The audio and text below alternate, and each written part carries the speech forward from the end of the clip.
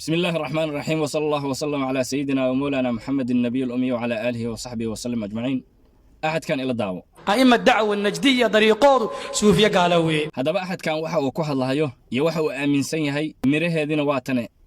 إلى دعوة imisa sana gaalaheed afartii shan sano 45 sano imisa sana aad muslim tahay 16 sano ma sha Allah alxamdulilah caruurtaadii iyo waalidkaa horta muslimnimo kugu soo koriyay mise gaalnimo waalidkayda waa dhinteen Allah u naxariisto meeshooda waa jiraan uma duceynaayo muu duceynaya ay ku dhintaan ogaanay muu duceynaysid uma duceynaayo oo sababta ugu duceynayso way ku dhaleenay waxa waaye nin dhintay aw sheekh Abdullah igaar dhigi jiray nin dhintay aw sheekh Abdullah ay dhigi jireen ay hadda u duceeyb hada waa dhintaan ugu duceynaa waxa la qaateen hadda day noolaa hayeen ilaahay oo abay su'aaluun rabbi wadiila oo muslim kali ay hadda way dhinteene muu duceynaysid waxaad la qaateen bas waa ya waxaad la qaateen dadka muslimiinta gaalnimada lagu xukumayo meesha ay ka soo bartaan waa meeshan ayadana daawo yaa ku baray diinta ka baratay diintan iyo marmacad baan ka dhiganayay muddo 2 sano markii dambena dowlad dhiganayay dowladda niman culimo noo dhigi jiray culimo weyn intee ka dhigi way masaajid la masjid rashid baan ka dhigi jirnay culimo weyn wax noo dhigi jirtay adu culimo shabaab ma aha culimo salafiya nimanka salafiyada loo yaqaano kuwaas noo dhigi jiray halkaasaan muddo sano dheeraad ku dhiganay kadib yaa kugu soo riday sheekadan nimanka inaa u tii kartay maxay say kugu soo dhacday inaa nimankaan shabaabka adoo halkaas wax ku baranayo diintaada baranayo nabadaada haysto niyow koley firqooyin wey diintu qof kastaaba si wuxuu fahmi karayaa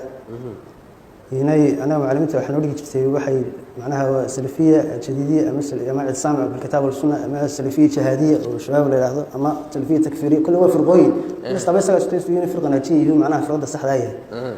marka kolley inay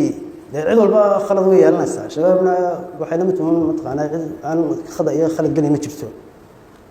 marka saasaa adigu igu soo kaliftayna markii dambe imaado haddaba waxaan idiin sheegayaa ummadda Soomaaliyeed dadkan ma ahan dad diinta islaamka u nasab sheegtay waa ay ka been sheegaan waa firqa daalla ah waa firqa mudilla ah way dhunsan yihiin dadkana way dhuminayaan mirahoodina waad aragteen cimrigaas ninka jira oo maanta dhahayo intaasoo sano ayaan gaal ahaa waalidkayna gaalnimay ku dhinteen una ducayn mahayo midkan kale oo la soo tarbiyeeyay la soo baxshana waa meesha ay ka soo baxaan nimanka al-shabaabka marka ama wahaabi dheh ama al-shabaab dheh ama salaful jadiidiyada dheh ama quraaniya dheh ama takfiir dheh magacay rabaan hala baxaane kulligood waa macna daraja waa daalin way waa mudallin way diinta islaamkana ma haystaan isku nabi manhin baan dhihi karaa sababtoo tahay nabiyullaahi maxamed waxa ay ka aaminsan yihiin inuu boostaalo ahaa wax macnaha kale uusu ku fadhin annaguna nebi maxamed inuu nebi yahay baan aaminsannahay horeyna wuu ahaa haddana uu yahay martabadii ilaahay shala siiyeyna maanta uu haysto oo wax ka nusqaamaysa jirin ayaguna waxay dhaheen kabihiisa ka rooc qof dhintay marka isku nabi ma nihin baan dhihi karnaa sidoo kale ilaahay ay ka aaminsan yihiin ilaahay waxay ka aaminsan yihiin wiil dhalinyaro ah oo garmaleyti ah kooba dahba qaba beer fadhiya